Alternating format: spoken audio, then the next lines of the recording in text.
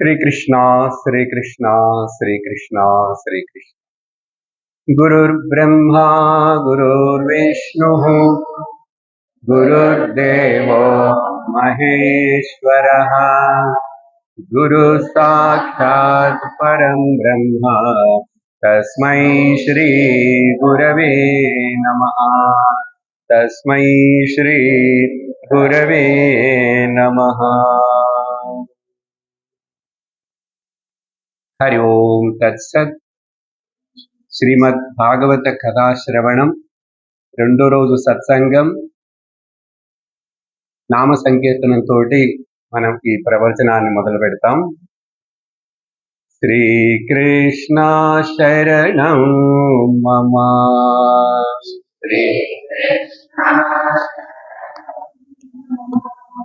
శ్రీకృష్ణ శరణం మమ శ్రీకృష్ణ శరణం మమ శ్రీకృష్ణ శరణం మమ శ్రీకృష్ణ శరణం మమ శ్రీకృష్ణ శరణం మమ శ్రీకృష్ణ శ్రీకృష్ణ శరణం మమ శ్రీకృష్ణ శరణం మమ శ్రీకృష్ణ శరణం మమ శ్రీకృష్ణ శరణం మమ శ్రీకృష్ణ శరణం మమ శరణం మమ శరణం మమ। కృష్ణచంద్ర భగవానికి నిన్నటి కథాశ్రవణంలో మనము భాగవతం యొక్క ముఖ్యత్వమును వినుటకు మొదలుపెట్టాం. దాని యందు ఈ భాగవతం అనేటువంటిది మహాపురాణము 18,000 శ్లోకాలతో ఉందని, దీనిని వ్యాసుల వారు రాశారు. ఆ విషయానికి మనం ఇంకా రాలేదు. మనకి ఈ భాగవతం ఎట్లా దొరికిందని చెప్పేటప్పుడు నైమిషారణ్యంలో కూర్చొని ఆ సూత మహామునుల వారు శౌనకాది ఋషులు అడిగినటువంటి ప్రశ్నకు సమాధానాలు చెప్తూ వాళ్ళు మా చెవులకు మంచి కథారసం అనే మందుని రసాయనమును మాకు ఇవ్వండి అని అడిగినప్పుడు సూత మహాముని చాలా సంతోషపడి ఆనందముతో అలాగే అని చెప్పి ఆయన చెప్పడం మొదలుపెట్టాడు. అలా చెప్తున్నప్పుడే ఆయనే ఈ భాగవతం యొక్క మహాత్మ్యమును చెప్పటం మొదలుపెట్టాడు. మహాత్మ్యం అంటే గొప్పదనం. నేను చెప్పాను ఆ విషయం అంతా. దాని వలన మనకు బాగా ఉత్సాహం వస్తుంది వినటానికి. దీని వలన ఇంత ఫలం ఉందా అనేటువంటిది మనకు మనసులో భావన కలుగుతుంది. ఒకటి ఏం చెప్తున్నారంటే, ఈ భాగవతం అనేటువంటిది నాకెట్లా తెలిసిందంటే, నేను ఎలా విన్నానంటే, నేను సుఖమహామునులు వారు పరీక్షిత్ మహారాజుకి గంగా నది తీరమునందు బోధిస్తున్నప్పుడు ఈ భాగవత కథను నేను కూడా అక్కడ కూర్చొని విన్నాను. కానీ నేను ముఖ్యమైన శ్రోతను కాను. ముఖ్యమైన శ్రోత పరీక్షితుడు. నాకు అక్కడ అవకాశం ఇచ్చాను కాబట్టి నేను ఒక పక్కన అట్లా కూర్చుంటే ఆ సుఖమహామునుల వారు నన్ను కూడా అప్పుడప్పుడు చూస్తూ నాకు ఆయన యొక్క అనుగ్రహమును ప్రసాదించి ఈ భాగవతము మొత్తము నాకు జ్ఞాపకం ఉండేట్లుగా ఆయన నాకు ఆశీర్వదించారు, నోటితో చెప్పకుండానే. దాని వలన నాకు ఆయన అనుగ్రహం ద్వారా, ఎందుకంటే పరీక్షిత్తుకి భాగవతం చెప్పటం ముగించేటప్పుడు అక్కడ 4 పూలుంటే ఆ వ్యాసపీఠం మీద ఆ పూలు తీసుకొని 2 పూలను పరీక్షిత్తు తల మీద, ఎందుకంటే నువ్వు ధన్యుడు అయిపోయినావు, ఇప్పుడే జీవన్ముక్తుడు అయిపోయినావు అని చెప్తూ ఆ 2 పూలని ఆ సూత మహాముని తల మీద కూడా వేశారు. అక్కడ భాగవతం వినేటప్పుడు అనేక వందల మంది కూర్చొని ఉన్నారు. ఆ విషయానికి కొంచెం వస్తాం. ఇప్పుడు ఎందుకు చెప్తున్నానంటే, సూతుడు చెప్తున్నాడు, నాకు ఈ భాగవతము విని జ్ఞాపకం పెట్టుకుంటే భాగ్యం నాకు ఆ సుఖమహామునుల వారి ద్వారా కలిగింది అని చెప్పి, అప్పుడు అక్కడ మరొక విషయం జరిగింది. ఆ సమయంలో ఏమిటంటే, ఎప్పుడైతే పరీక్షిత్తుకి భాగవతం చెప్పడానికి సుతమహామునులు వారు తయారైనారో, పరీక్షిత్ అడిగాడు, కృష్ణ కథ చెప్పండి నాకు, నేను ఇంకా 7 రోజులే బతుకుతాను, మీకు తెలుసేమో ఆ కథ అంతా కదా. ఆయనకి శాపం వచ్చింది. మనం మొదట స్కందంలో ప్రవేశించినప్పుడు అది చూస్తాం. అప్పుడు ఏమైందిట, ఈ విషయం 3 లోకాల్లో అందరికీ తెలిసిపోయింది. 3 లోకాల్లో అందరికీ ఎట్లా తెలుస్తుందంటే, తెలుస్తుంది. ఆ అంతటి మనోబలం, బుద్ధి శక్తి ఉన్న వాళ్ళకి అక్కడ ఏం జరుగుతున్నది కూడా తెలుస్తుంది. ముఖ్యముగా తపస్సులకు, యోగులకు, ఋషులకు ఆ విషయం ఎట్లాగైతే ఈమెయిల్లో, వాట్సాప్లో అందరికి చేరిపోయినట్లుగా ప్రపంచం అంతా ఆ 3 లోకాలు అందరికీ తెలిసిపోతే ఏం చేశారు, వాళ్ళందరూ ముఖ్యమైన ఋషులందరూ కూడా వాళ్ళ శిష్యులతోటి బయలుదేరి గంగా నది తీరానికి వచ్చారు. ఎందుకు వచ్చారు, ఎవరు పిలిచారు వాళ్ళని, ఎందుకు, ఏమి విషయం కోసం వచ్చారు అక్కడికి? ఎందుకంటే సుఖమహామునుల వారు ఇక్కడికి రాబోతున్నారని, పరీక్షిత్తుకి భాగవతం చెప్పబోతున్నారని చెప్పి వాళ్ళందరికీ తెలిసిపోయింది, మనోదృష్టిలో తెలిసిపోయింది. అలా వచ్చారు చాలా మంది అక్కడ భాగవతం వినుటకు. అందరికీ కూర్చునేందుకు అక్కడ గంగా నది తీరం, ఇట్లాంటి గంగ కాదు, ఇది జరిగింది ఆ ప్రయాగరాజ్ అంటారు కదా, అక్కడ పెద్ద నదీ తీరం, చాలా చోటు ఉంది. మరి ఆ రోజులు ఎట్లా ఉండేదో కూర్చున్నారు అందరు అక్కడ. అప్పుడు దేవలోకంలో ఈ విషయాన్ని తెలిసి, భాగవతం యొక్క గొప్పదనం మొదటి పాయింట్ నిన్నటి నుంచే చెప్తూ వస్తున్నాను. దేవలోకంలో ఇంద్రుడికి కూడా తెలిసింది. తన మిత్రులైనటువంటి దేవతలందరినీ పిలిచి, రండి రండి, భూలోకంలో గంగా నది తీరంలో సుఖమహామునుల వారు పరీక్షిత్తుకి భాగవతం చెప్పబోతున్నారుట అని చెప్పి బయలుదేరి వచ్చేటప్పుడు ఒక బహుమతిగా ఒక బంగారు పాత్రలో అమృతాన్ని కూడా తీసుకొచ్చాడు. ఎందుకు తెచ్చాడంటే, తెచ్చి ఏం చెప్తున్నాడంటే,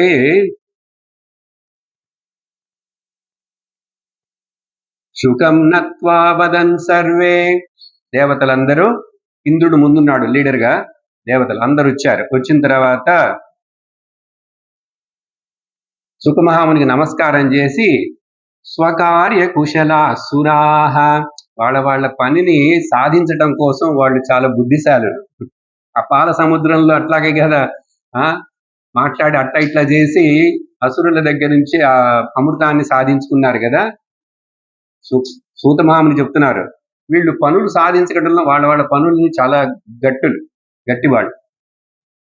అక్కడ వచ్చిన తర్వాత ఏమడుగుతున్నారు, కథా సుధాం ప్రయచ్చస్వ, ఈ కథ అమృతమును మాకు వినేందుకు అనుమతి ఇవ్వండి. గృహీత్వైవ సుధామిమాం, ఈ అమృతాన్ని మీరు తీసుకోండి.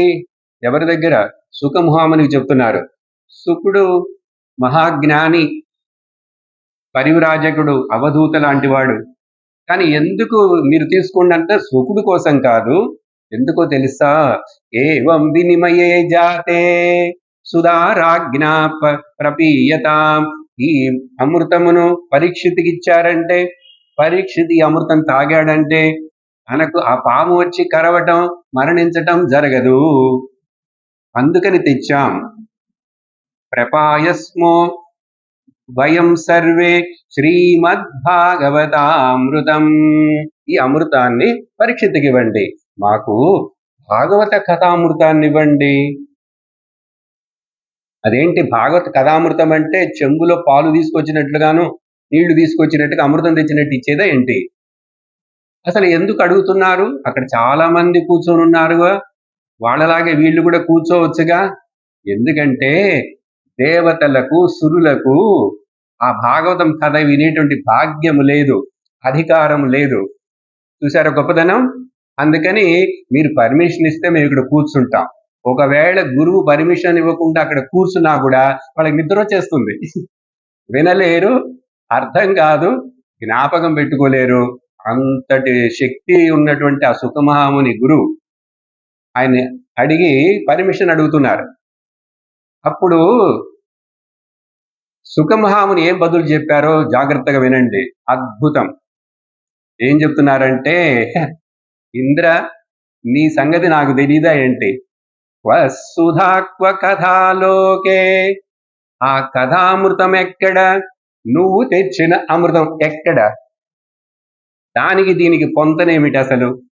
క్వసుధా క్వ కథాలోకే క్వ కాచ క్వ మణిర్మహాన్. ఒక రోడ్డు మీద వెళ్ళేటప్పుడు ఒక అద్దం పెంకు దొరికిందండి. అద్దం పెంకు. అద్దం పెంకు ఎక్కడ? ఆ వజ్రం ఎక్కడ? రత్నం. రెండు చూడటానికి మెరుస్తున్నట్లుగా ఏదో రాళ్ళులాగా ఉంటాయి. నువ్వు తెచ్చిన అమృతం ఆ గాజు పెంకు లాంటిది. నేను చెప్పబోయే భాగవత కథామృతం ఏంటో తెలుసా? రత్నములలో కంటే రత్నం, అతి రత్నం, రత్నతమం అని చెప్పి సుఖమహాముని గారు పర్మిషన్ ఇవ్వలే. దేవతలకి భాగవతం వినటానికి పర్మిషన్ ఇవ్వలే. కారణం ఏంటంటే, భోగ బుద్ధి ఉన్న వాళ్లకు భక్తి ఎట్లా వస్తుంది? మీరు సురలోకంలో అక్కడ ఉంటూ సురాపానం చేస్తూ రంభా ఊర్వశి డాన్సులే చూస్తూ ఉండేవాళ్ళు. మీరు ఎప్పుడు 24/7 ఎంటర్టైన్మెంట్ మీకు. మీకు ఈ భాగవతం ఎక్కడ అర్థమవుతుంది? మీకు అర్హత లేదు. అమ్మ ఈరోజు మీ క్లాసులోనూ వేరే క్లాసులో కూడా ఈ అర్హతల గురించి మాట్లాడారు. అర్హత లేని వాళ్ళకి వేదము, వేద విద్య, వేదాంతము రాదు, వంట పట్టదు అనేది మనకిక్కడ తెలిసిపోయింది. భాగవతాన్ని ఇవ్వనన్నారు. మనకిక్కడ చూడండి, మనందరికీ భాగవత కథ దొరుకుతున్నది. అంటే మీరందరూ ఎంత పుణ్యం చేసుకొని ఉంటేనో భాగవతం దొరుకుతున్నది వినటానికి. నిన్ననే చెప్పాను ఈ విషయం. కానీ ఇప్పుడు ఏం నిరూపణమైంది? ఈ కథ వలన దేవతలకు కూడా భాగవతం వినేటువంటి భాగ్యము లేదు. వాళ్ళు పైనుండి ఎప్పుడు అనుకుంటుంటారట, ఎంత అదృష్టవంతులు భూలోకంలో పుట్టారు వీళ్ళందరూ. ఇది ఉపనిషత్తులే చెప్తాయి, అనేక గ్రంథాలలో చెప్పబడింది. వాళ్ళు అందుకని ఎప్పుడు అసూయ కూడా పడుతుంటారు. అప్పుడప్పుడు భూలోకంలో పుడితే బాగుంటుంది, ఏముంది స్వర్గంలో ఇక్కడ అని చెప్పి అనుకుంటారట. ఎందుకంటే ముఖ్యం, భూలోకంలో పుట్టితేనే ఇక్కడే మనుషుడికి మాత్రమే మోక్షమును పొందుటకు అర్హత. దేవతలకు కూడా నేరుగా మోక్షమును పొందలేరు. అందుకని ఈ కథ వలన మనకు ఆ భాగవతం యొక్క మహాత్మ్యము తెలిసింది. మరొక ఉదాహరణ చెప్తున్నారు. రెండో కథలు మొదలవుతున్నాయి చూసారా? నేరుగా కూర్చొని బాగా వినండి. రెండో కథ ఏం చెప్తున్నారంటే, ఎందుకు భాగవతం గొప్పదనానికి. ఒకసారి ఏమైందంటే, బ్రహ్మలోకం అంటే సత్యలోకం అని కూడా అంటారు దాన్ని. ఆ బ్రహ్మలోకం సత్యలోకంలో అక్కడ ఒక వాదన జరిగింది, ఒక విచారణ జరిగింది. శాస్త్రములు అన్నీ ఒక పక్క పెడితే, వేదాలు అవన్నీ కూడా, భాగవతాన్ని మరొక పక్క పెడితే, ఈ రెండు దీనిలో ఏది బరువు ఎక్కువగా ఉంటుంది అని ఒక పరీక్ష జరిగింది అక్కడ. ఎక్కడ? బ్రహ్మలోకంలోనే. అప్పుడు ఈ భాగవతాన్ని ఒక పక్కన పెట్టారు, మిగిలిన శాస్త్రముల విషయాలన్నీ ఒక పక్కన పెడితేట అక్కడ ఈ భాగవతమే చాలా బరువుగాను ఎక్కువ బలముతో ఉన్నట్లుగా ఆ త్రాసులో పెడతారు కదా, అట్లాంటి అక్కడ జరిగిందిట. అందువలన ఆ విషయాన్ని కూడా చెప్పి తర్వాత శ్రీమద్భాగవతీ వార్త సురాణామపి దుర్లభా. ఇది సారాంశం. దేవతలకు కూడా ఈ భాగవతం కథ దొరకదు, అంతటి గొప్పదనం దీంట్లో ఉంది. సరే, ఈ రెండు ఉదాహరణలు విన్నాం. తర్వాత అదే కాకుండా ఇంకా తర్వాత వస్తాయి కొన్ని. మొదట సూత మహాముని ఒక 6 అధ్యాయాలు ఈ మహాత్మ్యాన్నే చెప్తున్నారు. దాంట్లో ఒక చిన్న 2 కథలు చూసాం. ఇప్పుడు ఇంకో 2 ముఖ్యమైన కథలు వస్తాయి. ఏమిటంటే, అది మనం ఆ భగవంతుణ్ణి ఆరాధించి భక్తిని పెంపొందించుకోవాలంటే ఏం చెప్పాం నిన్న ప్రార్థన? సచ్చిదానంద రూపాయ విశ్వోత్పత్యాది హేతవే తాపత్రయ వినాశాయ శ్రీకృష్ణాయ వయం నుమః అని నిన్న ధ్యాన శ్లోకం ఒకటి పాడాము. ఈరోజు ఆ సూత మహాముని ఈ విషయాలన్నీ చెప్తున్నప్పుడు మరొక విషయాన్ని కూడా ఆయన చెప్పారు. ఆ శ్లోకాన్ని కూడా చదువుతాను. నేను మాత్రం ఏం చెప్తున్నారంటే, నిగమ కల్పతరోర్గలితం ఫలం వేదమనే వృక్షములో నుంచి పండి బాగా రుచిగా అయిన తర్వాత ఆ పండిన పండు దానంతట అదే అట్లా కింద పడిపోతుంది. చాలా తీయగా ఉంటుంది పండిన పండు కదా. కానీ ఆ పండు అట్లా పడలేదుట, నేరుగా ఎట్లా పడిందంటే వేదమనే వృక్షంలో నిగమ కల్పతరోర్ గలితం ఫలం, అది ఎలా పడిందంటే సుఖముఖాద్ అమృత ద్రవ సంయుతం. శుక అంటే ప్యారెట్ అంటారు తెలుగులో, ఆ రామచిలుక. రామచిలుక అది పండ్లని టేస్ట్ చూసి బాగా మంచి పండ్లని తినటం దానికి ఒక శక్తి ఉంది. అందుకని చిలుక కడిచిన జామ పండు కానీ మరొక పండు కానీ తీయగా ఉంటుందండి. ఆ చిలక కొరికిన పండు తీయగా ఉంటుంది. ఇక్కడ శుక అంటే సుఖమహాముని అనే చిలక, ఆయన దాన్ని ఆయన నోటి ద్వారా ఆయన రుచి చూసి ఆయన అనుభవించిన దాన్ని ఆయన నోటి ద్వారా ప్రవాహమయ్యేట్లుగా చెప్పి భాగవత కథని చెప్తున్నారు కదా. అందుకని ఏమంటున్నారంటే నిగమ కల్పతరోర్ గలితం ఫలం శుకముఖాద్ అమృత ద్రవ సంయుతం పిబత భాగవతం రసమాలయం. భాగవతం అనే రసాన్ని బాగా తాగండి. మనకు 4:30కి పాలు ఇస్తారు, సాయంకాలం ఇంకేదో ఇస్తానన్నారు. అట్లాగా ఈ భాగవత రసాన్ని ఎట్లా తాగుతారు? ఇప్పుడేంటి మామిడికాయల సీజన్ ఏంటి? మామిడి పండు రసం, యాపిల్ జ్యూసు, ఆరెంజ్ జ్యూస్ అంతా అంటే తాగుతాం. భాగవతం రసాన్ని తాగండి. పిబత భాగవతం మరలా ముహురహో మరలా అని సూత మహాముని చెప్తున్నారు. భాగవత రసాన్ని ఎట్లా తాగుతాం? చెవుల ద్వారా తాగాలి. చెవులనే దొన్నెలు పెట్టుకొని చెవులనే దొన్నెల ద్వారా ఆ భాగవత రసాన్ని మనం ఆస్వాదించాలి, భుజించాలి. పిబత భాగవతం రసం ఆలయం పిబత, జీవితాంతం నువ్వు బతికున్నంత వరకు. అంటే ఈ వేద విద్య, ఈ బ్రహ్మ విద్య, ఈ భాగవత కథ ఇవన్నీ కూడా జీవితాంతము శరీరం ఆలయం లయించిపోయే వరకు.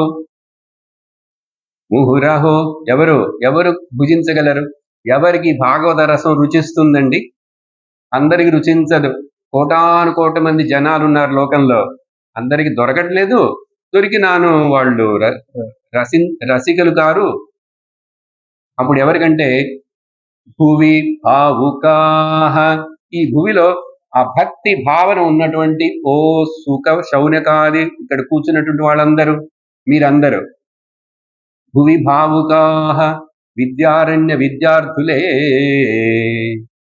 ఈ భాగవత కథను బాగా చెవుల ద్వారా తాగండి, మరల తాగండి, ఇంకా వినాలని ఆశపడండి అని చెప్పి ఒక శ్లోకాన్ని సూత మహాముని చెప్పారు. మీకు అర్థమయ్యేందుకు నేను మధ్యలో మిమ్మల్ని చేర్చేశాను దాంట్లో. ఇలా ఆ శ్లోకాన్ని చెప్పి తర్వాత ఆయన ముందుకు వెళ్తున్నారు కథలో. ఏం చెప్తున్నారంటే, ఒకసారి నారదుల వారు చాలా దుఃఖపడుతున్నాడు. నారదుడు ముని కదండి, మహర్షి కదండి, ఆయనకి దుఃఖం ఉంటుందా? ఆయనకేంటి కుటుంబమా, పిల్ల జల్లల, వాకిల, వీడంటే తమిళ్లో ఇల్లు వాకిల ఏముంది? ఎందుకు నారదుడి దుఃఖం? నారదుడి దుఃఖం ఆయన సొంత దుఃఖం కాదు. లోకంలో చూసి అయ్యో జనుల హృదయంలో భగవద్భక్తి లేదే, భగవద్భక్తి తగ్గిపోతున్నదే, అని చెప్పి ఆయనకు ఒకటే ఆవేదన. ఎందుకంటే ఆయన ఇప్పుడు కూడా చిరంజీవి, ఇంకా సంచరిస్తున్నాడు, త్రిలోక సంచారి, అన్ని పురాణాల్లో వస్తారు. అందుకని ఆ నారదుడి యొక్క గొప్పదనాన్ని మీరు ఇంకా ఇంకా ఇంకా ఇంకా చాలా వింటారు. ఆయన రాని పురాణం గాని, కథ గాని అన్నిట్లో ఆయన దర్శనమిస్తూనే ఉంటాడు. ఇక్కడ కూడా చాలా మందికి ఉపనిషత్తుల్లో కూడా చాందోగ్యంలో నారదుల వారు వస్తారు, కానీ అక్కడ శిష్యుడిగా వచ్చారు. కానీ ఆ తరువాత చాలా చోట్ల ఆయన గురువు, ప్రహ్లాదుడికి గురువు, ధ్రువుడికి గురువు, ఇంకా ఇట్లా ఎన్నో కథలు ఉన్నాయి. ఆయన గురువుగా దర్శనమిస్తారు. ఈ రోజు మనకు కూడా మనం ఇక్కడ భాగవతాన్ని చెప్తున్నామంటే ఇక్కడ ఎవరెవరు వెళ్తారు, మీరు కాకుండా మన కళ్ళకి కనపడకుండా ఎవరెవరు ఉన్నారో తెలుసా? ఇక్కడికి వచ్చి ఇప్పుడు ఇక్కడ అందరూ పరమ భక్తులైనటువంటి ఉద్ధవుడు, నారదుడు, ఆయన ఇంకా చాలా మంది, వాళ్ళందరూ ఇక్కడ వాళ్ళ దేహాలు కనపడవు మనకు. ఆదివాహిక దేహాలతో సూక్ష్మ రూపములో ఇక్కడ ఆంజనేయ స్వామి అందరు ఇక్కడ ప్రత్యక్షంగా ఉన్నారు, పరోక్షంగా ఉన్నారు, మన కళ్ళకు కనపడరు, కానీ సాక్షాత్తుగా ఉన్నారు. అందుకని అందరూ ఆ పరమ భక్తులకి, భాగవతులందరికీ కూడా మనం నమస్కరించాలి. సర్వభక్తానాం భాగవతానం నమస్కారం. అప్పుడు ఈ నారదుల వారికి ఆ దుఃఖం ఏమిటంటే, ఒకసారిట ఈ కలియుగం ప్రారంభించిన తర్వాత, నిన్న చెప్పానుగా కలియుగం ఎప్పుడు ప్రారంభమైందని, ఒక 100 సంవత్సరాలు 200 సంవత్సరాల లోపల ఆ నారదుల వారికి ఒకసారి భూలోకం వెళ్ళి సంచారం చేసి ఇక్కడ భక్తి ఎంత బాగా పెరిగింది, భక్తి ఎట్లాగుంది అని చెప్పి చూద్దాం. ఎందుకంటే భూలోకంలోనే ఈ భక్తి బాగా ఉంటుంది, భక్తులు చాలా మంది ఉంటారని ఆయన యొక్క నమ్మకం. ఇంతకుముందు ఉండుంటారు అట్లా.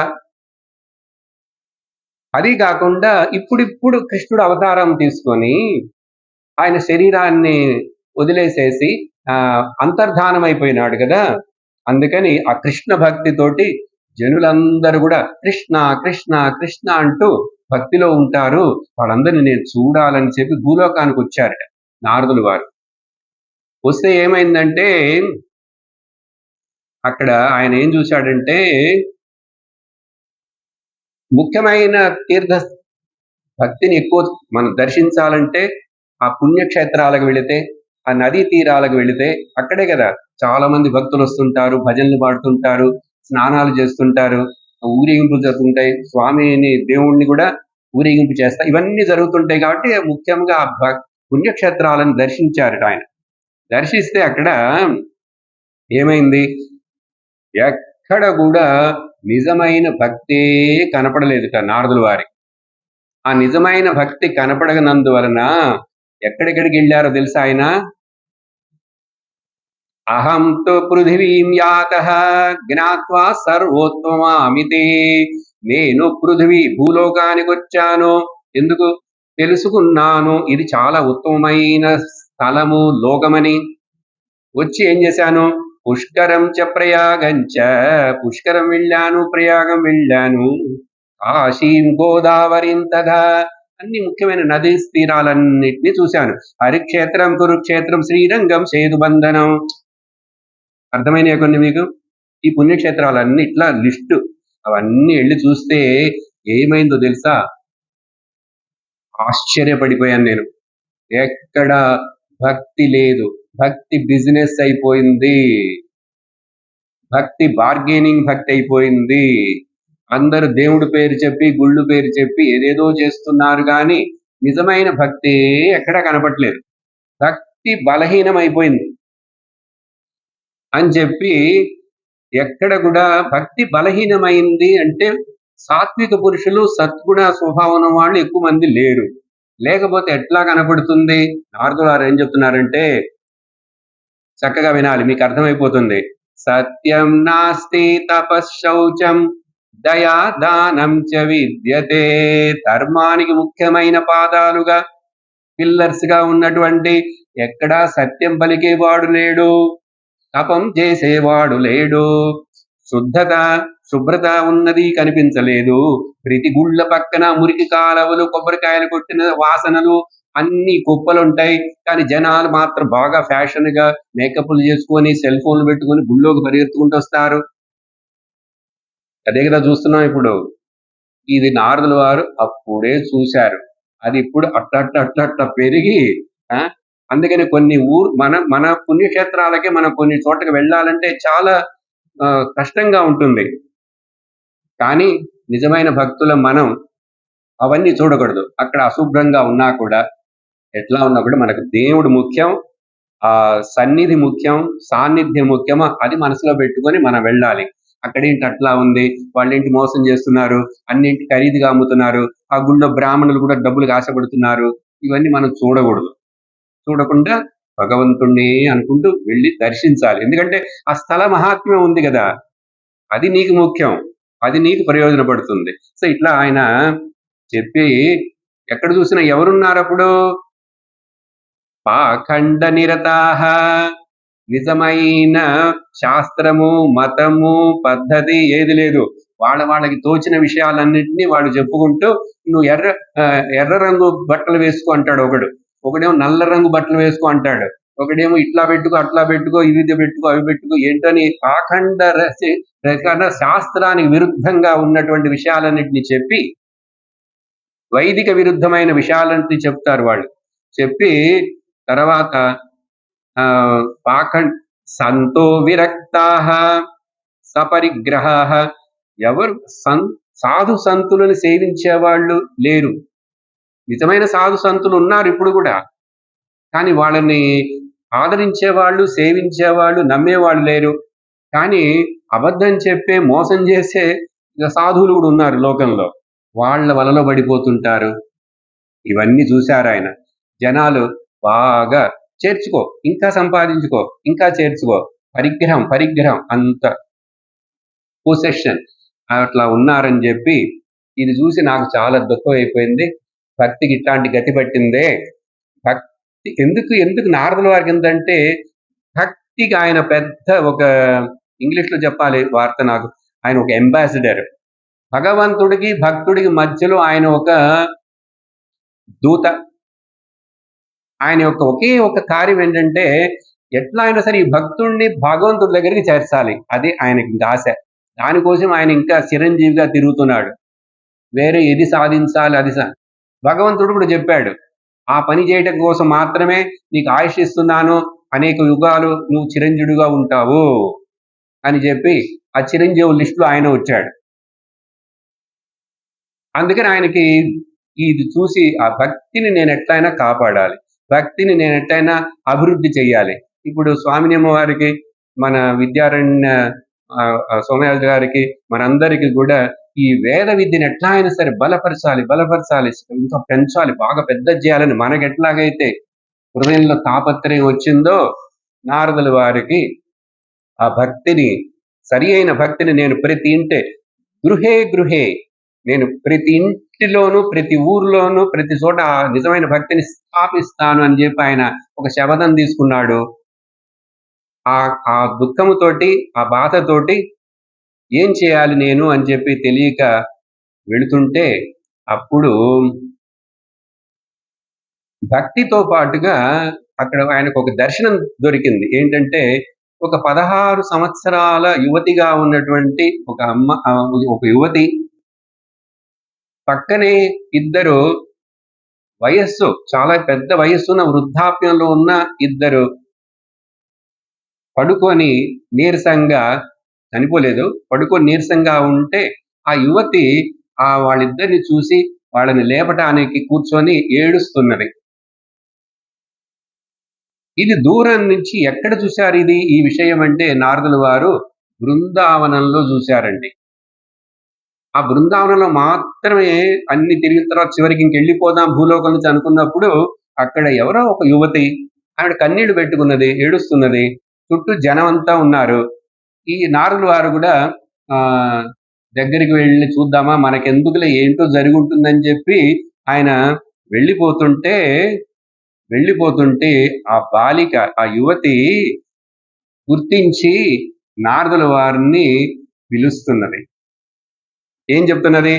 భో భో సాధో క్షణం తిష్ట, ఓ సాధు నారదులను పిలవలే, సాధు సాధు ఒక క్షణం నిలవండి, భో భో సాధు క్షణం తిష్ట మచ్చింతయా మంచిత్తామపి నాశయ, మచ్చింతాం, నాకు నాకు చాలా దుఃఖం ఉంది, నేను ఎంతో దుఃఖంలో ఉన్నాను అని చెప్పి దాన్ని మీరు కొంచెం ఆ దుఃఖం పోయేట్లుగా నాకు ఏదైనా సలహా ఇవ్వండి, ఏదైనా చెయ్యండి అని చెప్పి పిలిస్తే, ఎవరు పిలుస్తున్నారు అని చెప్పి నారదుల వారు దగ్గరికి వెళ్ళి అడిగాడు, ఏమ్మా ఎందుకు ఏడుస్తున్నావు, వీళ్ళిద్దరు ఎవరు ఇక్కడ పడుకోని, పెద్ద వయసులో ఉన్నటువంటి ఇద్దరు మనుషులు ఇక్కడ వీళ్ళంటే, వాళ్ళిద్దరు నా పిల్లలంది. అదేంటి, నువ్వు 16 ఏళ్ళ అమ్మాయిగా ఉన్నావు, నీ పిల్లలేమో ఒకళ్ళు 80-70 ఏళ్ళు వాళ్ళు లాగా ఇట్లా ఉన్నారు బలహీనంగా అంటే, వాళ్ళిద్దరూ నా పిల్లలు. ఎవరో తెలుసా, జ్ఞానము వైరాగ్యము. భక్తి యొక్క పిల్లలు జ్ఞానము వైరాగ్యం. జ్ఞానము ఎప్పుడైతే నాకు ఆదరణం లేదో, నా పిల్లలు అయినటువంటి భక్తి జ్ఞాన వైరాగ్యాలు బలహీనమైపోయినాయి, అందుకని ఈ దుస్థితిలో ఉన్నారు అని చెప్పి. ఏంటంటే భక్తి ఏంటి అట్లా అమ్మాయిలాగా కనపడుతుందా, జ్ఞాన వైరాగ్యం ఏంటి అట్లా ముసలివాడిలా కనపడుతుంటే, కథ కదండి, మరి కథలో కనపడతాయి. అందుకని ఆ ప్రశ్న వేయకూడదు. అట్లా దర్శనం జరిగింది, నారదుల వారు చూశారు. అప్పుడు నారదుల వారు చూసి, సరి నేను వీళ్ళిద్దరిని మేలుకొనేట్టుగా చేస్తాను, వాళ్ళకు కొంచెం శక్తి వచ్చేట్లుగా చేస్తాను అని చెప్పి. నారదుల వారికి తెలుసు జ్ఞానము వైరాగ్యం అంటే అది ఎట్లా మేలుకొలపాలంటే, వాళ్ళ చెవుల్లో వెళ్ళి ఉపనిషత్తులో, భగవద్గీతో, వేదాంత వాక్యాలు ఏమైనా చెప్తే వైరాగ్యం మేలుకుంటుంది, జ్ఞానము మేలుకుంటుంది. నారదుల వారు అట్ట దగ్గరికి వెళ్ళి వాళ్ళ చెవుల్లో చెప్పారు, ఉత్తిష్ట ఉత్తిష్ట, లేవండి లేవండి అని చెప్పి ఆయన ఏదో ఆ ఉపనిషత్తు వాక్యాలు విషయాలను పాడారో చెప్పారు. చెప్తే కొంచెం కదిలినట్లుగా కదిలారు. నిద్ర లేచేటప్పుడు చిన్నపిల్లలు చూడండి, అమ్మ పిలిస్తే వెంటనే కళ్ళు తెరిచి లేవరు, ఇటు తిరిగి పడుకుంటారు, మళ్ళీ అటు తిరిగి పడుకుంటారు కదా, అట్లాగే లేవట్లేదు. అప్పుడు నారదుల వారు, ఇదేంటి, నేను ఉపనిషత్తుల యొక్క సారమును వాళ్ళ చెవుల్లో ఊదాను, భగవద్గీత సారాన్ని ఊదాను, ఇంకా శాస్త్రాలన్నిటి సారాన్ని వాళ్ళ చెవుల్లో ఊదినా కూడా జ్ఞానము వైరాగ్యము మేలుకొనడం లేదంటే ఎంత బలహీనంగా ఉన్నారు, ఇంకేంటి గతి వీళ్ళకి అని చెప్పి ఆలోచిస్తూ ఆ భక్తి యువతికి, అమ్మా నేను తప్పకుండా సహాయం చేస్తాను, కానీ నువ్వు నాకు కొంచెం సమయం ఇవ్వాలి, నేను ఆలోచించి దీనికి ఎట్లాగైనా సరే ఏదైనా మందు కనుక్కుంటానని చెప్పి ఆయన తల గీక్కుంటూ బయలుదేరి వెళ్ళాడు. నేను తప్పకుండా చేస్తానని వాగ్దానం చేసి అలా బయలుదేరి వస్తున్నప్పుడు ఆయన హిమాలయాల పక్కనికి వెళ్ళాడు. ఆ హిమాలయాల పక్కనికి వెళ్ళినప్పుడు అక్కడ చూడండి, ఎప్పుడైతే మనకు ఒక మంచి కార్యం చెయ్యాలనేటువంటి ఆశ వస్తుందో మనస్సులో, భగవంతుడి యొక్క సహాయం అట్లా పరిగెత్తుకుంటూ వస్తుంది. అందుకని భగవంతుడు ఏం చెప్తాడంటే, నువ్వు 2 అడుగులు ముందుకు పోయి నేను 6 అడుగులు నీ దగ్గరికి ముందుకు వస్తాను. ఇది కథ కాదు, నిజం. అది మన మనసు చాలా శుద్ధంగా ఉండాలి, మంచి కార్యం కోసం ఉండాలి, లోక కళ్యాణం కోసం ఉండాలి. లోక సమస్త సుఖినో భవంతని నారదుల వారిలాగుంటే భగవంతుడు సహాయం వస్తుంది. అందుకని అక్కడ ఎవరొచ్చారు, ఎప్పుడైతే మనం ఒక సమస్యలో ఏదైనా సందిగ్ధంలో ఉంటామో, మనకు మార్గదర్శనం తెలియలేదో, దేవుడు నేరుగా రాడు, గురువు రూపంలో ఎవరినో పంపిస్తాడు. ఇది బాగా అర్థం చేసుకోవాలి.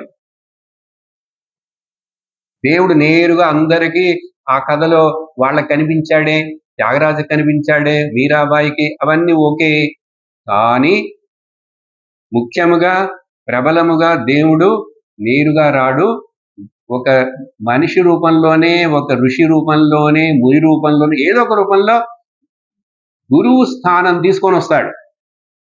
అక్కడ చూడండి ఏం జరుగుతుందో. ఎవరొచ్చారో తెలుసా, నారదుల వారికి సడన్ గా ఈయన పిలవలేదు, ఈయన అనుకోలేదు, ఈయన తలెత్తుకుంటూ వెళుతున్నాడు. అప్పుడు ఏమైందంటే ఆయనకి దర్శనం సనత్ కుమారుల దర్శనం. సనత్ కుమారుల గురించి మీకు తెలుసా, నలుగురు బ్రహ్మదేవుని యొక్క మానస పుత్రులు. సృష్టి ప్రారంభంలోనే ఆ బ్రహ్మదేవుడి యొక్క మనస్సంకల్పము వలన పుట్టినటువంటి నలుగురు బాలకులు. వాళ్ళు ఎప్పుడు బాలకులు లాగానే ఉంటారు, అందుకని వాళ్ళని కుమారాహ అంటారు, బ్రహ్మ కుమారాహ. సనకస సనందన సనాతన సనత్కుమారులు. వాళ్ళ గురించి అంటే వాళ్ళు కూడా అన్ని పురాణాల్లో అన్ని కథల్లో వస్తారు. చాందోగ్యోపనిషత్తులో ఆ నారదుల వారికి ఆ సనత్ కుమారుడే గురు. మహాభారతంలో ధృతరాష్ట్రుడికి విదురుడు పిలవగా వచ్చి బోధన చేశాడు సనత్ కుమారుడు సనత్సుజాతీయం అని ఒక ముఖ్యమైన భాగం. ఇలా అనేక చోట్ల పురాణాలేంటి అన్ని చోట్ల కూడా వీళ్ళు వస్తుంటారు. వాళ్ళు చిరంజీవులు. వాళ్ళ వలనే శాపం వచ్చిన ఆ జయ విజయులకు. నిన్న ప్రశ్న వేశారు కదా క్విజ్ లో, ఆ జయ విజయులకు శాపం ఎందుకు? వీళ్ళ వలనే, ఈ చిన్నపిల్లల వలనే. వీళ్ళు మీలాగా ఇట్లా చిన్న వస్త్రం ఏదో కట్టుకొని గుడుగుడుగుడిని అట్లా గుడుగుడుని పరిగెట్టుకుంటూ వైకుంఠంలోకి వెళ్ళి ఆ విష్ణువుని చూసొద్దాం ఈ రోజు అని చెప్పి వెళ్ళారు. ఏంటో పక్కింట్లో వెళ్ళి ఆ అత్తని మామను చూసినట్టుగా. వాళ్ళకి అంత ఫ్రీడమ్ ఉంది. వెళితే వైకుంఠంలో ఆ జయ విజయులు పెద్ద పెద్ద మీషాలు పెట్టుకొని ఉన్నటువంటి ఇద్దరు సిపాయిలు ఉన్నారు అక్కడ, కావలికారులు, కాపలాదారులు. వెంటనే ఆ ఖడ్గా విలు ఎక్కడికి పరిగెట్టుకంటే వెళ్ళిపోతున్నావు. వాళ్ళు చిన్నపిల్లలు కదా, వీడు ఇట్లా పెట్టినప్పుడు కింద నుంచి వెళ్ళిపోతారు, వాళ్ళ సందులోంచి కూడా వెళ్ళిపోగలరు. ఆపేసి ఇద్దరు కలిసి వెళ్ళడానికి వీలు లేదు పర్మిషన్ లేకుండా అంటే వాళ్ళకి కోపం వచ్చింది. కోపం వచ్చి ఆ సమయంలో శాపం. ఆ కథ వేరే. అందుకని ఆ బ్రహ్మకుమారుల గురించి వాళ్ళు నారదుల వారికి కలిసిన తర్వాత నారదుల వారు ఎందుకు ఇంత దుఃఖపడుతున్నారని అడిగితే ఆయన చెప్పాడు. వాళ్ళు అర్థం చేసుకున్నారు, దీనికి మేము రెమెడీ చెప్తాం, దీనికి పరిష్కారం మా దగ్గర ఉంది అని చెప్పి భక్తిని మేలుకొల్పాలి. మొదట భక్తి వచ్చిందంటే తర్వాత జ్ఞాన వైరాగ్యాలు కూడా మేలుకొంటాయి. అందుకనే మనకు భక్తి ముఖ్యం మన జీవితంలో. ఆ వేద పఠనం చిన్న వయసులో బ్రహ్మచారిగా ఉన్నప్పటి నుంచి కూడా భక్తితోటి చేయాలి. ఎక్కడ మన భక్తి చూడండి, మీరు చదువుతున్నారు కదా తైత్తిరీయంలో, అక్కడ మాతృదేవోభవ, పితృదేవోభవ, ఆచార్య దేవోభవ, అతిథి దేవోభవ అన్నీ వచ్చినాయి అక్కడ. కొంచెం ఇప్పుడు మీరు పెద్దవాళ్ళైన తర్వాత వాటిని ఇంకొంచెం వేరే విధంగా అర్థం చేసుకుంటే వాటిని ఈ విధంగా చెప్పాలి. మాతృభక్తి, మాతృ అంటే మాతృపితృభక్తి, ఆచార్య గురుభక్తి, తర్వాత దేశభక్తి. 3 ఉండాలి. 3 ఉంటేనే ఆ మనిషి రాణిస్తాడు, మంచి పనులు చేస్తాడు, సమాజంలో గొప్పవాడుగా ఉంటాడు. అందుకనే ఇక్కడ దేశభక్తి పాటలు కూడా చెప్తూ వాటి విషయాలు కూడా కలుపుతూ మీకు చాలా సందేశాలను అందిస్తున్నారు స్వామిని గారు. అర్థమైందా? అప్పుడు వాళ్ళు ఏం చెప్పారంటే భక్తిని మేలుకొల్పాలంటే భాగవతమును మనము వినిపిద్దాం, భాగవతాన్ని చదవాలి, భాగవతాన్ని పాడాలి. అలా పాడి వింటే ఎక్కడ భాగవతము కథ ఆలాపన జరుగుతుందో అక్కడ భక్తి అలా పెరిగిపోతుంది. అందుకని ఈ రోజు కూడా లోకం ఎట్లా ఉన్నా కూడా ఇంతమంది భక్తులు, ఇన్ని గుళ్ళు, ఇన్ని మంచి విషయాలు జరుగుతున్నాయంటే ఆ భక్తి ఉద్ధరించబడింది. కానీ ఇంకా బాగా ఉద్ధరించబడాలి. ఆ భక్తి ద్వారా జ్ఞాన వైరాగ్యాలు రావాలి మనిషికి. అప్పుడే స్వార్థ బుద్ధి లేకుండా త్యాగ బుద్ధితోటి మనుష్య జన్మకి ఏమి సాధించాలో దానికి చేసుకుంటాడు. తనకు ప్రయోజనపడతాడు, సమాజానికి ప్రయోజనపడతాడు. చూసారా ఎంత కనెక్షన్ ఉందో మన శాస్త్రానికి, జీవితానికి, లోకానికి. అందుకని శాస్త్రం వేరు కాదు, నా జీవితం వేరు కాదు, లోకం వేరు కాదనేది మీరు అర్థం చేసుకుంటే చాలా ప్రయోజనపడుతుంది. నాకు ప్రయోజనం మొదట, నాకు స్వప్రయోజనం ఉంటుంది. ఆ తర్వాత తప్పకుండా నేను సమాజానికి ప్రయోజనపడతాను, కుటుంబానికి ప్రయోజనపడతాం. అందుకని భాగవతం కథ చెప్పాలని 7 రోజులు ఆ సనత్ కుమారులు అక్కడే ఉండి నారదుల వారి ద్వారా సనత్ కుమారుల వారు ఇట్లా కూర్చున్నారు వ్యాసపీఠ మీద. అక్కడ కూడా మరలా చాలా మంది చేరారు, ఎంతమందో వచ్చారు వినటానికి ఇష్టం ఉన్నటువంటి భక్తులు, భాగవతులు, ఋషులు, మునులు అందరూ వచ్చారు. భాగవత 7 రోజులు సప్తాహ రూపంలో ఈ భాగవత కథ మొత్తం చెప్పబడిందండి. చూసారా? ఇంతసేపు నిన్న ఇవాళ ఇంట్రడక్షనే చెప్తున్నాను. కానీ దీంట్లో ఎంత విషయం ఉంది? ఈ గొప్పదన విషయం తెలిస్తే మీరు నిదానంగా వింటారు, వింటూనే ఉంటారు, చదువుతూనే ఉంటారు, తెలుసుకుంటూనే ఉంటారు, ఎదుగుతూనే ఉంటారు. దాంట్లో తిరుగులేదు. అందుకని జరిగింది. అప్పుడు భక్తికి చాలా ఆనందం వచ్చింది. భక్తికి దృఢమైంది. భక్తి దృఢమైనప్పుడు ఆ జ్ఞాన వైరాగ్య ముసలితనంలో పడుకున్నటువంటి వాళ్ళిద్దరు కూడా యవ్వనం వచ్చి పిల్లలైపోయారు, బలవంతులైపోయారు. అందరికి ఆశ్చర్యం, ఓ భాగవతమునకు ఎంత బలము శక్తి ఉందా అని. ముఖ్యంగా కలియుగంలో. ఎందుకంటే పురాణాలు ఎన్నున్నా ఏవైనా కూడా ఇది లేటెస్ట్ అరైవల్. ఇప్పుడు కొత్తగా రిలీజ్ అయిందండి. బట్టల కొట్లో కూడా కొత్తగా ఏదో డిజైన్ వచ్చిందంటాడు. అఫ్ కోర్స్ బయట కూడా సినిమాలు కొత్తగా రిలీజ్ అయినట్లుగా ఈ పురాణము చాలా అవసరం, ముఖ్యం. ఎందుకు దీన్ని ఇదే ఇప్పుడు ప్రబలంగా లోకంలో తెలుస్తుందంటే కలియుగంలో ఈ పురాణం చాలా అవసరం. అందుకని వ్యాసుల వారు ఇప్పుడు ఆ కథ అయిందండి. ఆ కథ అయిన తర్వాత అక్కడ నారదుల వారు, సనత్ కుమారులు వీళ్ళు సంభాషణ చేసుకుంటున్నప్పుడు ఆ తర్వాత అక్కడ ఒక కథ చెప్పబడింది. తర్వాత నారదుల వారు వ్యాసుల వారిని కలుసుకుంటారు. ఇక్కడ ఏం జరిగింది? అప్పుడు ఒక కథ ఏమిటంటే, ఈ భాగవతం యొక్క గొప్పదనాన్ని చెప్తూ నారదుల వారు చెప్పారు, ఇది జరిగింది ఒక 200 సంవత్సరాలు ఏదో చెప్పాను కదా సుమారుగా. ఆయన ఒక 100 సంవత్సరాల ముందు లేక కలియుగం ప్రారంభించిన ఒక 60-70 సంవత్సరాల సమయంలోనూ అప్పుడు ఏం జరిగిందో తెలుసా? వినండి జాగ్రత్తగా అని చెప్పి మరొక కథ చెబుతున్నారు. ఏం కథ అంటే చాలా సంక్షిప్తంగా చెప్పేస్తాను. ఒకసారి కర్ణాటక దేశంలో కావేరీ నది తీరంలో ఆత్మదేవుడిని ఒక బ్రాహ్మణుడు ఉన్నాడు. ఆ బ్రాహ్మణుడికి పిల్లలు లేరు ఎంతో కాలంగా. చాలా కథలు ఇట్లాగే ఉంటుందిగా. ఆ రాజుకి పిల్లలే లేరని, అనగనక ఒక రాజు. అట్లాగే ఈ బ్రాహ్మణుడు ఆత్మదేవుని బ్రాహ్మణుడికి పిల్లలు లేరా. భార్య పేరు దుందులి. పేర్లు చూస్తేనే ఈ పురాణాల్లో నేను చెప్పాను కదా పేరు యొక్క గొప్పదనం, ఆ పేరు వలనే మనకు తెలిసిపోతుంది. అందుకని వ్యాసుల వారు ఇవన్నీ రాసేటప్పుడు మరి ఎందుకు పెట్టారో ఆ పేరు దుర్యోధనుడు అంటేనే పేరు, దాంట్లో మంచి అర్థం లేదు. వాళ్ళందరి పేర్లు చూడండి, కౌరవుల పేరు దూలో స్టార్ట్ అవుతాయి. దుశ్శాసనుడు దు అంటే బ్యాడ్ అండి అర్థం, చెడు అని అర్థం. సు అంటే గుడ్ అని మంచిది అని అర్థం. మరి ఎందుకు ఆ పేర్లు అని అట్లా పెట్టుకున్నాడు? ఆ ధృతరాష్ట్రుడు అక్కడ ఆ సీటును వదలకుండా పట్టుకొని కూర్చుండేవాడు. నేను ఎవరికి ఇవ్వను సీటు అనేవాడు ధృతరాష్ట్రుడు. ఇప్పుడు ఢిల్లీలో అందరూ కూడా ఎవరైతే నేను ఢిల్లీ వదిలి వెళ్ళను, ఈ సీటు వదలని పట్టుకొని కూర్చొని ఉంటారు, వాళ్ళందరూ ధృతరాష్ట్రులే. అప్పుడు ఇక్కడ ఆ పేర్లు చూసారు అట్లా ఉన్నాయి. ఆత్మదేవుడి యొక్క భార్య పేరు దుందులి. ఆ పేరు ఎట్లా ఉంది? ఏంటో ఒక భయంకరంగా ఉంది. పిల్లలు లేరు.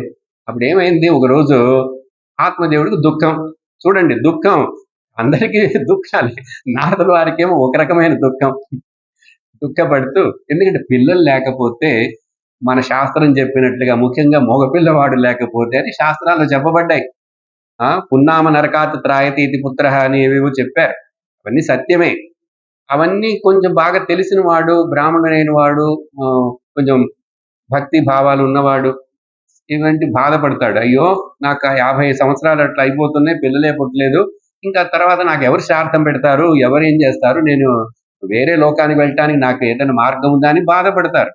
ఇప్పుడు కూడా తెలుసు జనానికి, అందరికీ తెలియదు.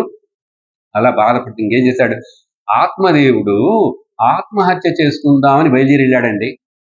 చూసారా? మంచి వాళ్ళైనా కూడా ఏదైనా తట్టుకోలేనంత బాధ వచ్చినప్పుడు ప్రాణత్యాగం చేయాలి. పరీక్షలో మార్పు రాకపోతే చచ్చిపోతానంటాడు. చచ్చిపోతున్నారు పిల్లలు ఏదో చేసి. వేరే ప్రేమించిన వాళ్ళతో పెళ్లి కాకపోతే నేను ప్రాణం వదిలేస్తానంటున్నాడు ఇంకొకడు. ఇట్లా అనేక రకాలు. డబ్బులన్నీ పోతే ఇంక తట్టుకోలేడని వాడు ప్రాణం వదిలేస్తున్నాడు.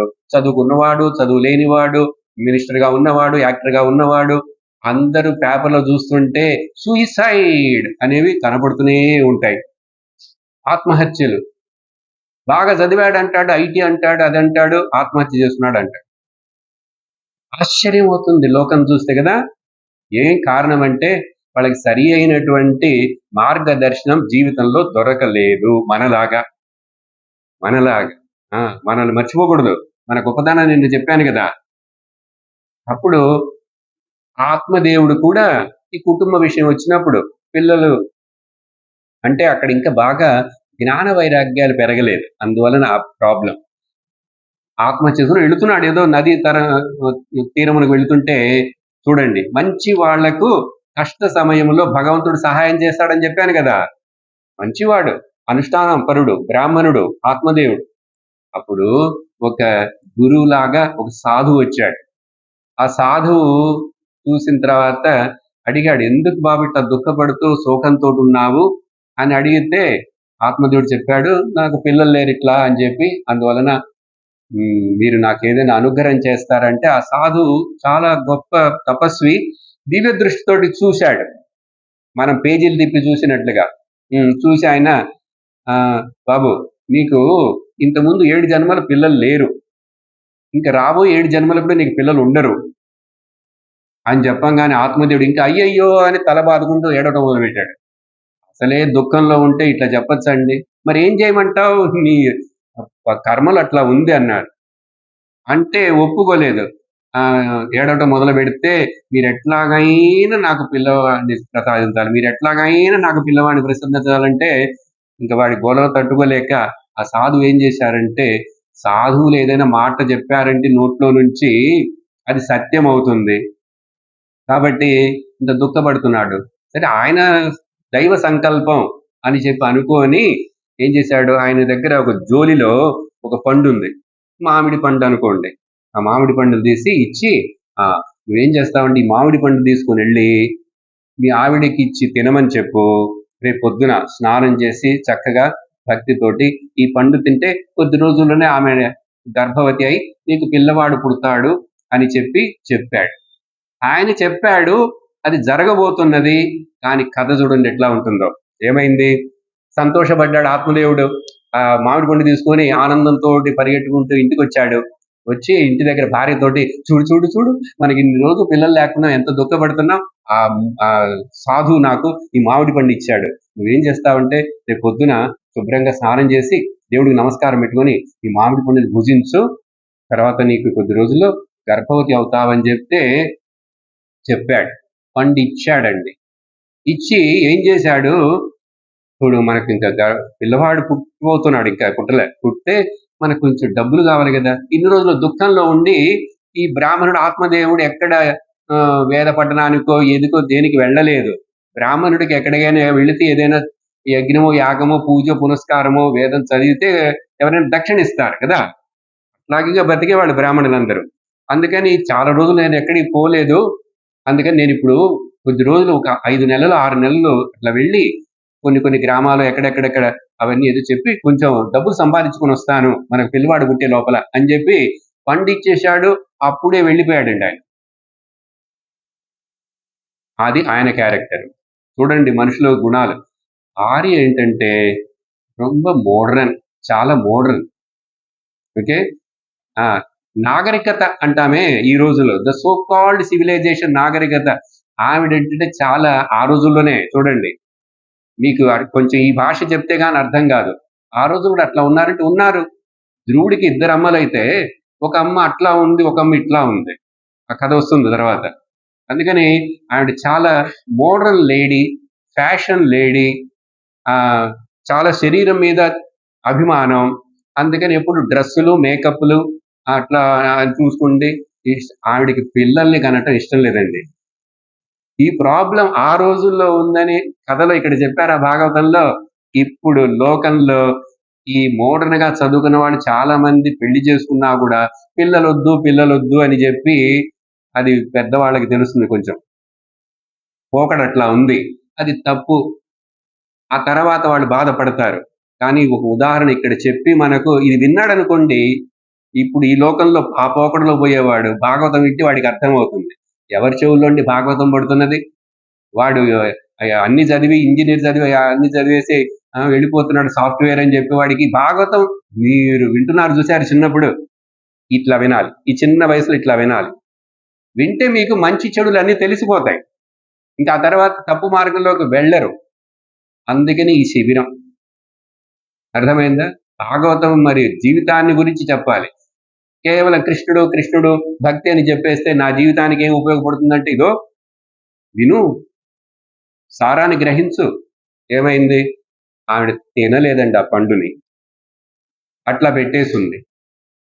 ఒక రోజు గడిచి 2 రోజుల తర్వాత ఏమైంది? ఆవిడకి ఒక చెల్లెలుంది. ఆ చెల్లెలు, ఆవిడ మొగుడు ఎందుకో చూడటానికి వచ్చారు. వచ్చినప్పుడు ఈవిడ చెప్పింది దుందులి చెల్లెలతోటి, మా ఆయనేమో ఇక్కడ ఏదో పండు తీసుకొచ్చి నన్ను తినమన్నాడు, నేను గర్భవతిని అవుతా అంట, నాకు ఇష్టం లేదే అని చెల్లెలికి చెప్తే, చెల్లెలు ఎట్లాంటిదో చూడండి ఆ కుటుంబం. నేను ఇప్పుడు ఆల్రెడీ గర్భవతిగా ఉన్నాను, నాకు పిల్లని కనటం ఇష్టం లేదని ఆవిడ చెప్తుంది. ఈవిడికి ఇంకా పిల్ల గర్భవతి అవ్వలేదు. చెల్లెలేమో గర్భవతిగా ఉన్నది, నాకు ఈ పిల్ల వద్దు వద్దు అని ఏదో చేయాలని అనుకుంటున్నాను, అందుకని ఇక్కడికి వచ్చినాను అంటే వచ్చింది. ఇంకోటి ఏంటంటే అక్కయ్య దగ్గర అప్పుడప్పుడు డబ్బుల కోసం వస్తుంటుంది. వాళ్ళ మొగుడు ఏం పని చేయడట్టుంది ఎక్కువగా. వచ్చారు. మంచి ఇదే సమయం ఇద్దరు ఏం చేశారు, మంచిదే, నీకు గర్భంలో ఉన్న పిల్లవాడు పుట్టడం నీకు ఇష్టం లేదు, గర్భవతిని అవుటకు నాకు ఇష్టం లేదు, అందుకని మరి ఈ మామిడి పండు ఏం చేద్దాం అంటే ఆ చెల్లెలు చెప్పింది, దాని గురించి ఎందుకే బాధపడతావు, అది ఇవ్వు అని చెప్పి అక్కడ వాళ్ళ ఆ బ్రాహ్మణుడి వీటిలో ఒక ఆవు ఉందండి, ఆ ఆవుకి పెట్టేసాయి, అది తింటుందని. ఆవుకి పెట్టేశారు, ఆవు తిన్నది. కొన్ని నెలలైన తర్వాత వచ్చిన చెల్లెలు ప్రసవించింది. వీళ్ళిద్దరు ప్లాన్ చేసుకున్నారు, నేను ప్రసవించిన ఈ పిల్లవాడిని నీకు ఇస్తాను, నువ్వు నాకు కొంచెం డబ్బులు ఇవ్వు, నేను వెళ్ళిపోతాను. మీ ఆయన ఈ లోపల తిరిగి వస్తాడు, ఒక 9 నెలలు అయిపోతుంది కదా, నువ్వు పండు తిన్నావు, నీకు పిల్లవాడు పుట్టాడని చెప్పి ఈ పిల్లవాడిని చూపించు అన్నది. చూసారా ట్రిక్కులు, చూసారా? ఇవన్నీ ఇప్పుడు జరుగుతున్నాయండి. అప్పుడు ట్రాన్సాక్షన్ అయిపోయింది, ఇద్దరు మార్చుకున్నారు. అదే దుర్మార్గులు బుద్ధి ఉన్న వాళ్ళు ఇట్లాగే అన్ని చేస్తుంటారు. వెళ్ళిపోయింది. ఇక్కడ పిల్లవాడు పెరుగుతున్నాడు, తనకు పుట్టలేదు కదా, పిల్లవాడిని చూసుకుంటున్నది. ఆ పిల్లవాడికి ఏం పేరు పెట్టారంటే ఆత్మదేవుడు వచ్చాడు. ఆత్మదేవుడు వచ్చే లోపల ఏం జరిగింది ఇంకొకటి, ఎప్పుడైతే ఆ ఆవుకి పండునిచ్చారు కదా, ఆవు కూడా గర్భవతి అయిందండి. అయి కొన్ని నెలలు కొంచెం డిఫరెన్సే, పిల్లవాడిని ప్రసవించింది ఆవు. కథ కాదు, నిజంగా జరిగింది. నారదులు వారు చెప్తున్నారు. ఎట్లాంటి ఆవుకి పిల్లవాడు పుట్టాడు, పుడతాడు. ఎందువలన ఋషి యొక్క వాక్యం అది సత్యం అవ్వాలి. కానీ ఆత్మదేవుడి యొక్క జాతకంలో అది జరగకూడదు. అది జరిగింది, కానీ ఆత్మదేవుడికి జరగలేదు. ఆత్మదేవుడికి పిల్లవాడు పుట్టాడని ఆనందం వచ్చిందే కానీ అతని పిల్లవాడు కాదు. చూసారా కర్మ ఎట్లా పనిచేస్తుందో? అందుకని భగవంతుడి లీల కర్మ. ఆవు కూడా ప్రసవించిందే. ఈ తర్వాత ఆత్మదేవుడు వచ్చాడు, డబ్బులు సంపాదించుకుని కొంచెం వచ్చేసరికి ఇంట్లో పిల్లవాడిని చూసి చాలా సంతోషపడ్డాడు. ఇప్పుడు పిల్లవాడికి 3 నెలలో 4 నెలలో వచ్చినాయి. దాంతోపాటు చెప్పితే మన అదే సమయంలో ఆ ఋషి ఇచ్చినటువంటి పండు, ఆ పుండని చెప్పలేదు, ఋషి వలన అనుగ్రహం వలన మన ఆవుకి కూడా ఇన్ని రోజులు దూడే పుట్టలేదు, ఇప్పుడు అది కూడా ప్రసవించింది, కానీ మనిషి రూపంలో పిల్లవాడు పుట్టాడని ఆత్మదేవుడికి ఒకే ఆశ్చర్యం, అబ్బా అని చెప్పి సంతోషపడి అప్పుడు ఇద్దరికి పేర్లు పెట్టారండి పిల్లలకి. చెల్లెలు ఇచ్చిపోయిన ఆ పిల్లవాడికి పేరేమో దుందుకారి. చూసారు పేరు ఎట్లా ఉందో? అమ్మ దుందులి కదా, దుందుకారి అంటే వాడు భయంకరంగా రేపు విలన్ అయిపోబోతున్నాడు. ఆ కథ ఇప్పుడు నేను చెప్పలేను, టైం అవుతున్నది. ఆ విలన్ కథ అంతా రేపు వస్తుంది, రేపు క్లైమాక్స్. అప్పుడు పెట్టారు. ఈ పిల్లవాడు పుట్టాడు ఆవుకి. ఆ పిల్లవాడు చెవులు మాత్రం ఇలా ఆవు చెవుల్లాగా ఉన్నాయండి పెద్దగా. అందుకని వాడికి గోకర్ణనని పేరు పెట్టారండి. అందుకని ఈ కథకి ముఖ్యంగా ఆత్మదేవుడు గోకర్ణ కథ. ఆ గోకర్ణం ఈ గోకర్ణం ఒకటే, ఏదో తెలియదు ఆ పుణ్యక్షేత్రం. సరే, గోకర్ణం చూడండి, పేర్లు ఎంత అందంగా. వీడి పేరు ఎట్లా ఉంది, ఆ అబ్బాయి పేరు ఎట్లా ఉంది. ఇద్దరు వేరువేరుగా బుద్ధులు. అతడేమో తేజస్సుగా వేదం చదువుకుంటూ, గురువు దగ్గరికి వెళుతూ, తండ్రి దగ్గర నేర్చుకుంటూ, ఎంతో వినయంతో, సాత్విక గుణంతో ఉన్నాడు గోకర్ణుడు. ఇద్దరికి ఒక 2 నెలల వయసులో భేదం. దుందుకారి కొంచెం కొంచెం పెద్ద అవుతుండగానే రోడ్డు మీదకి వెళ్ళి అందరితోటి మట్టి పోయటం, రాళ్లు పెట్టి కొట్టడం, ఇంకెట్లా చేయడం మొదలుపెట్టాడు. దుర్మార్గుడుగా ఉన్నాడు. ఎందుకంటే పుట్టినది ఆ తల్లుల యొక్క బుద్ధులు సరివి కాలేవుగా, చెల్లెల బుద్ధి కూడా. చూసారా? అందుకని యద్భావం తద్భవతి. ఆ భావం తగినట్లుగా what ever you so that you reap అన్నారు. అది జరగదు. ఇద్దరు డిఫరెంట్ గా ఉన్నారు. ఈ లోకంలో నిన్ను చెప్పాను కదా, ఎంతో మంది మనుషులు ఎన్నెన్నో సెలెక్ట్ చేసుకుంటే మీరు ఎందుకు ఈ ఆధ్యాత్మికం అని, ఈ భాగవతం అని, ఆ వేదాధ్యయనం అని, గురుకులం అని, మనం డిఫరెంట్, మనం ప్రత్యేకత. దేవుడు మనల్ని ప్రత్యేకంగా స్పెషల్ గా సెలెక్ట్ చేసుకున్నాడు. అర్థమైందా? దేవుడి ద్వారా సెలెక్ట్ చేయబడినటువంటి ధన్యులైన పుణ్యులైన జీవుల మనం. ఇంకా తర్వాత కథ ఏమైంది? ఈ ఆత్మదేవుడికి ఏమైంది, దుందుడికి ఏమైంది, దుందుకారి ఏం చేశాడు, ఈ కథంతా వింటే రేపు తెలుస్తుంది. సార్, ఈ కథకిను భాగవతానికి ఏంటి సార్ సంబంధం అనేది రేపు కథలో తెలుస్తుంది. అది రేపు విందాం. ఈరోజు ఇంతటితోటి నామ సంకీర్తన చెప్పి ముగించేస్తాం. ఓమానందం ఓమానందం ఓమానందం ఓమానందం ఓమానందం సచ్చిదానందం ఓమానందం బ్రహ్మానందం ఓమానందం ఓమానందం ఆత్మానందం ఓమానందం ఆత్మానందం ఓమానందం కృష్ణానందం ఓమానందం ఓమానందం అమృతానందం ఓమానందం అమృతానందం. ఓం నమ శివాయ ఓం నమ శివాయ ఓం నమ శివాయ ఓం నమ శివాయ ఓం నమ శివాయ ఓం నమ శివాయ ఓం నమ శివాయ ఓం నమ శివాయ ఓం నమ శివాయ ఓం నమ శివాయ ఓం నమ శివాయ ఓం నమ శివాయ. సర్వత్ర గోవింద నామ సంకీర్తనం. ఓం లోకాః సమస్తాః సుఖినో భవంతు. లోకాః సమస్తాః సుఖినో భవంతు. లోకాః సమస్తాః సుఖినో భవంతు. ఓం శాంతి శాంతి శాంతి. హరి ఓం శ్రీ గురుభ్యో నమః. హరి ఓం. హరి ఓం తత్సత్.